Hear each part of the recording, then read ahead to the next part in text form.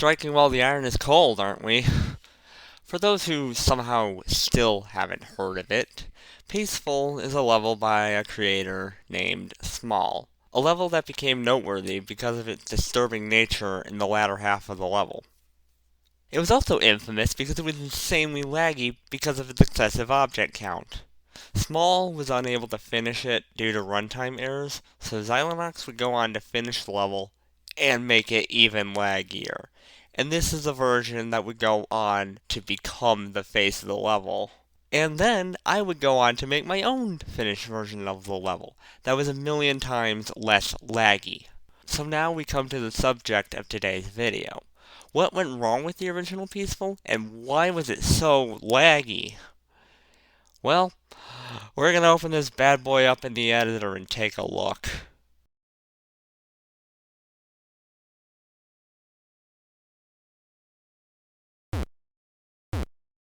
When looking at the first part of the level, you may wonder, how on earth did Small end up using over 400 move triggers and over 900 groups in the level? Sure, there's a lot going on, but it's nothing like the average Zender game level, or God knows what else. It's much closer to the average modern level, if anything. Then you go to the first cube of the level, and scroll up. Triggers. Triggers everywhere. The worst part here is that most of these are doing basically the exact same thing, making these colored worm things bounce up and down. There is a separate set of move triggers for every single worm. That adds up fast.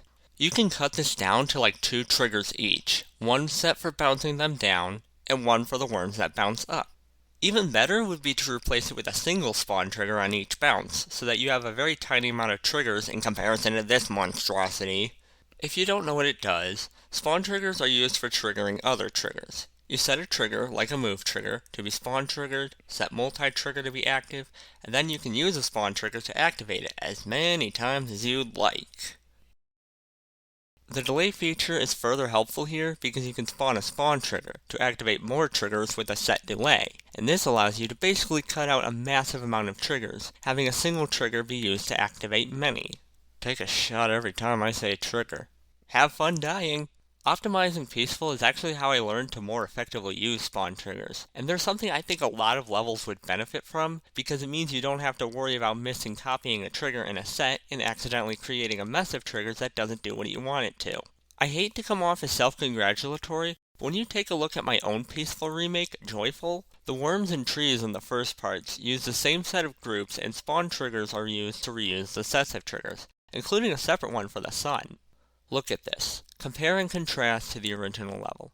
See how much cleaner this is? Fun fact, this is actually a big reason why I made Joyful in the first place, because I wanted to see what it'd be like to make Peaceful, but with the sense of actually trying to keep it clean from the get-go. Because trying to clean up the original level was a nightmare, because I had to work around someone else's work, and that someone else's work isn't exactly the cleanest. Now, I did actually try to get some of the move triggers put into a single spawn trigger, but gave up because there's so much to work around that I couldn't be bothered. Especially since it really isn't one of the most important parts of the level to get optimized. This is one of the less CPU intensive parts. This isn't one of the parts that lags to hell and back. If you want to talk about a part like that, though.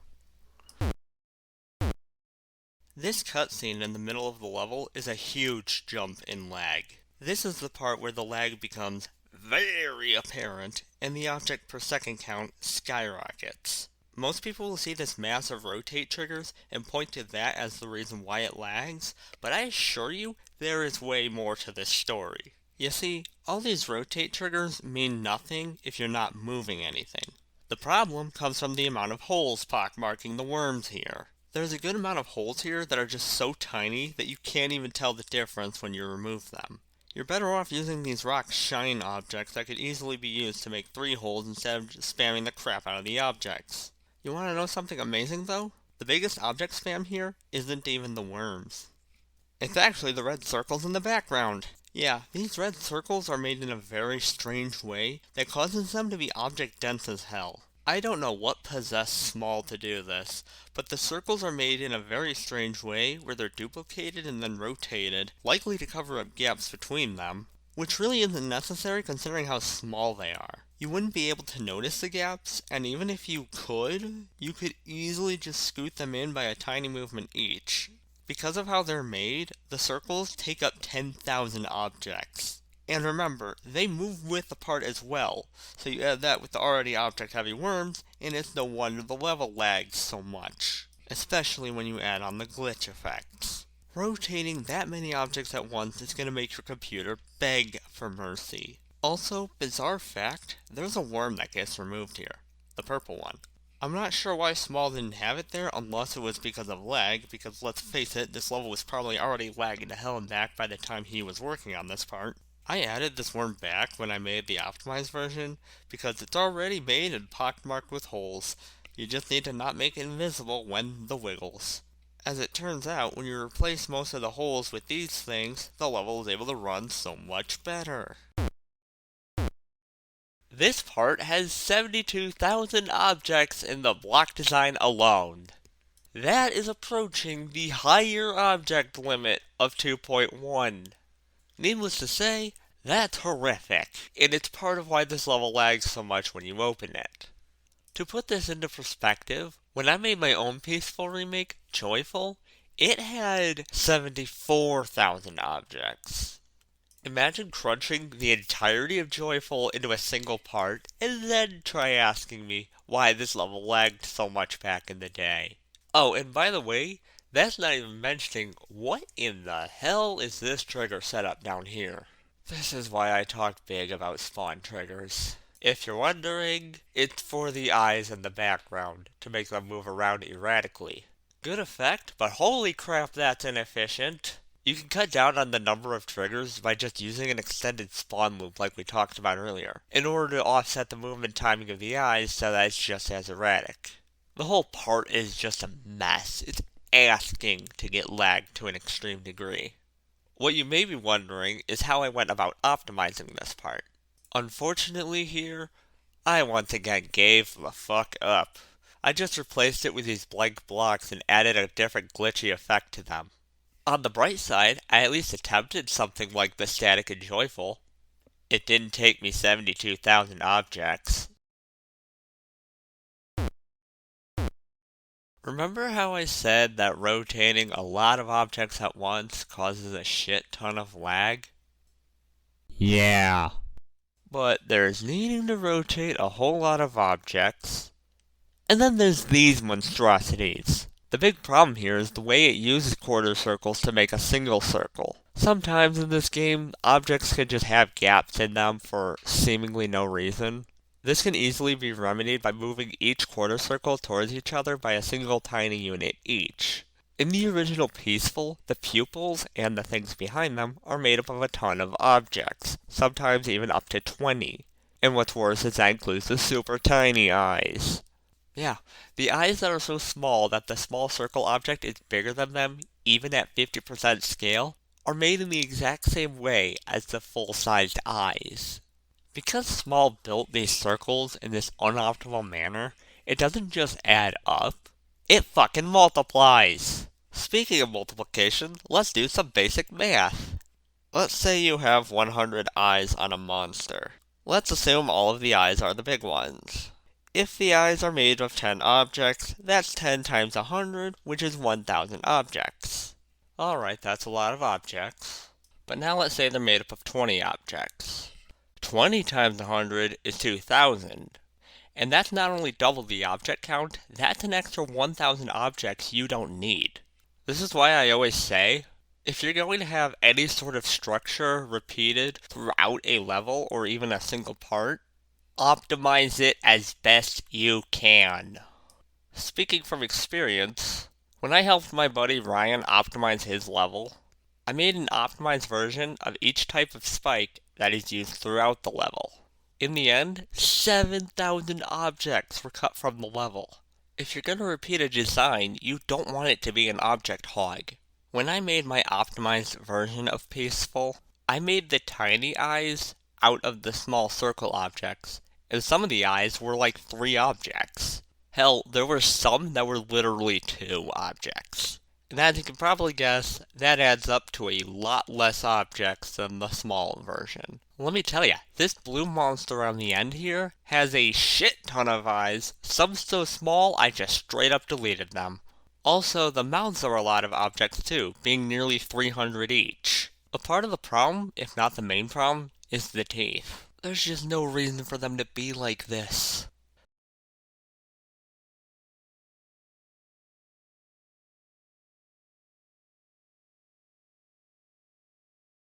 Because of my changes to how the eyes were made and how I redid the mouths, some of the monsters are down to as low as 25% of the objects. That's why, when you zoom out in my version, you're able to render all the monsters without trouble, and why the level doesn't lag. And of course, I wasn't about to skip out on the remaining monsters. I made my own monsters the same way, with an object count that doesn't rival xStep. Back in 2020, when the level came out, I fantasized about the level being optimized and finished and turned into something almost anyone with a computer can play, without having to have a supercomputer. I did not understand at the time how bad the optimization was. I honestly struggle with self-doubt, so I thought, well, that doesn't look object-heavy, but for all I know, maybe Small knew something I didn't. Maybe there was a reason for it to have that many objects. When I optimized it later that spring, I found out that, in fact, the level really was bloated as hell with unnecessary objects. Then I made Joyful as a way of seeing if I could do the whole thing on my own without working around someone else's work. And as it turns out, I was able to do it in so much less objects. This level never needed a high object count, it just needed someone to care about efficiency. While we're at it, let's tackle the color channels, because that's a disaster and a half, too. Under most circumstances, you should not need like 500 color channels. Though personally, I wouldn't even go far past 100, and I really can't see a reason why most levels should exceed 200. This level uses 800. Even worse is that many of these colors are not reused despite being the same damn color. There's way too many instances of the color black being used that I assure you are not being used for effects. As an example, in the first cube, the worms use color 120 for their eyes, while the balloons use color channel 1. Or how about both the shine of their eyes and the teeth being the exact same shade of white, but being two different color channels just to do the exact same thing? Also, you know what's even dumber? For some reason, there's color channels in the level that mess with channel 1, even though you can never tell in the real level, though you can tell in Xylonox's version, we'll get there when we get there. It's so wasteful, and in more ways than you might think. In regards to where colors are placed, there's a concerning amount of colors that are commonly used that are relegated to channels in the hundreds. When building a level, it's generally a good practice to have all the color channels you're going to use the most be within the first 10 color channels or so that you can access them more easily, and colors you're going to be using quite a bit but not as much within the first 24. Of course you'll need additional channels, that's why there's 999 to begin with. But they're not there to try and see how many you can use in a single level. They're there just in case you need them. I'm guessing Small changed his mind a lot when making this level because there's a ton of unused color channels and even a hidden beta above the level. But I guess our little friend here never bothered resetting the color channels because there's so many that when you hit reset unused, half the channels go blank. You want to talk about a waste of time, how am I having to click so much just to get to the colors you want? If you think I'm nitpicking, maybe I'm just different. But I'd rather not spend a ton of time just clicking through the color channels just to find the right one when I could easily use HSV or have a color channel that's not in the late hundreds. When I was building the optimized version, I actually used an auto clicker, not just to scroll through the Z layers quickly, which admittedly is RobTop's fault that you couldn't do that pre 2.2, but also to scroll through the color channels at times, because good lord, the amount of clicking would give a GD player arthritis on top of the arthritis they probably already have. I have things to do. I can't spend what precious time I have to play this game sitting here and clicking like crazy just to find one color.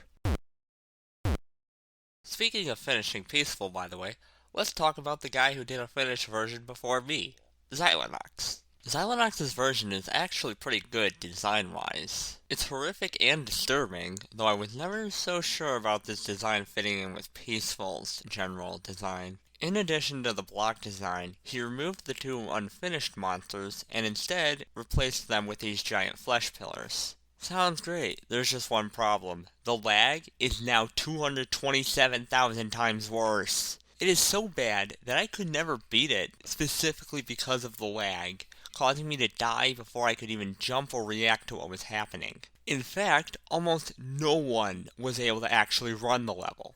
Why? Well, would you believe me if I said it's not actually the block design, the flesh pillars, or even the 400,000 plus object eyes in the background?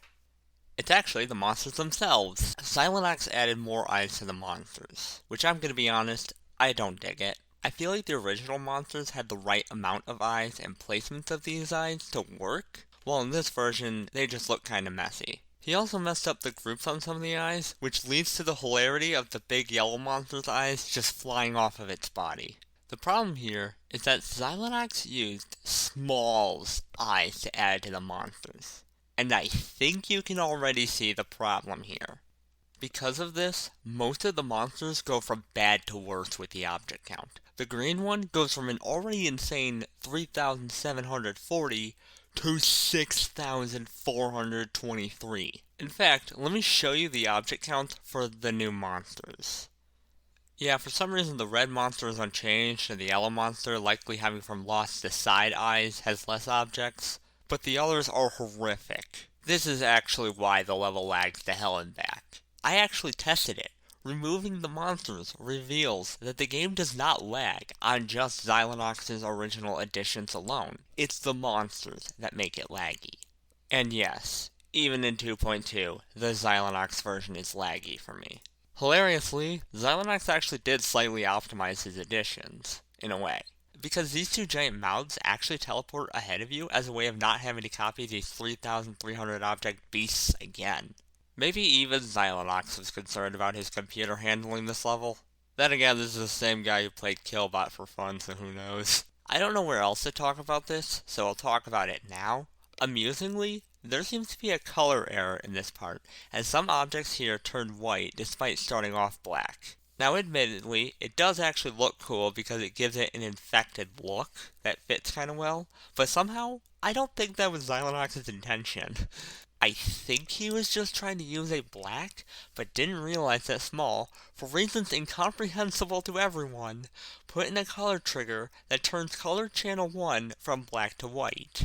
There is no reason to do this that is present in the original unfinished level. I have no idea why he would have done this. Silly Xylonox, don't you know you're supposed to use color channel 740? Oh, I'm sorry, 709? If there's one more thing I don't like about Xylonox's version, it's the fact that certain gameplay elements are invisible that weren't in the layout. For example, this blue pad into yellow pad combination near the end, these blue pads that lead into the red orb, and most obnoxiously, this spike at the beginning of the part that can still kill you. I shouldn't have to clarify this. Okay, it's the GD community, so I absolutely do, but invisible gameplay is generally very annoying. Granted, all of these happen in auto sections, and in the case of the spike, you aren't even meant to jump there, but at the same time, that is still very uncomfortable. Bottom line, stop with the invisible gameplay stuff. Overall though, I do like Xylonox's design, even if he did end up making the lag problems worse. While I don't know how well this gory organ-like design fits into this level, it does genuinely look good. It's just, Xylonox really didn't take into account just how bad the lag actually was here, and he ended up making it so much worse. You may think that with how much I've been criticizing this level, that I absolutely fucking hate Peaceful. That I think this level is fucking terrible and Small should feel bad for creating it. You would be 100% wrong. While I have many criticisms of how Small put the level together, I actually fucking love the level, in both concept and overall design.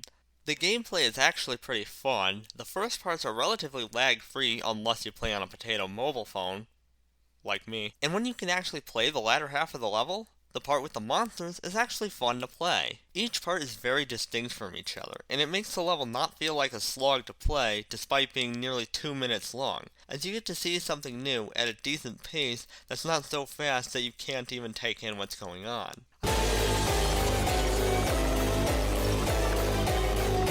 I also like how the level handles some of these transitions. Like going into the ball, you have a massive clouds movement to cover the screen, while the background turns gray to represent being inside a cave. And then, exiting the wave at the end of this part has you go into a white screen transition, and then toggles on a massive clouds, representing you having left the cave.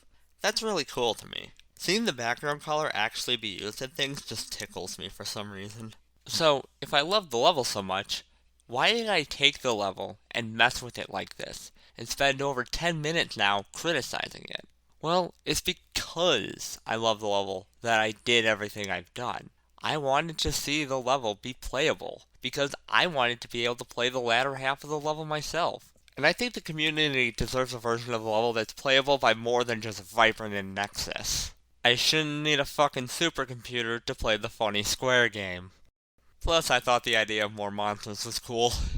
But why peaceful, and not something like Ocular Miracle? Well, it's because peaceful just feels more special to me. You've seen levels like Ocular Miracle before. Glow-heavy, over-decorated levels that make your CPU cry for mercy.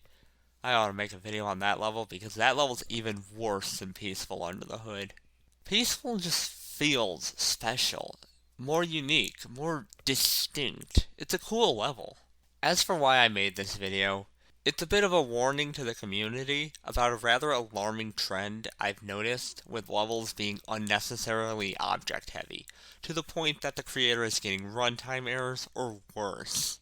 Back in 2.1, when the object limit was a soft limit at 40k and a hard limit at 80k, there were, of course, levels that needed a bit more objects than the limit, and so people would use hacks to bypass this limit. The problem is that that limit is there for a reason. This game really is not meant to handle levels that have as many objects as some of these levels do. 100k isn't too bad. You can usually run a level with 100k objects. 200k is where things start to get problematic, but usually PC players can run them. 300k is beyond horrifying, and you need to do everything you can to minimize the object count. And once you pass 500k, good luck. Pro tip, if you're getting runtime errors, you're doing something wrong. Here's the problem. I've noticed a lot of people are quick to blame RobTop for the game breaking at that point. Listen, I know RobTop is, well, RobTop. But you're literally hacking the game to do something it wasn't meant to do. What did you expect? You were never meant to pass 80k objects, and some of you are doing up to 4 times that. Look, I get it. This game is held together by dreams, a prayer, and mac and cheese.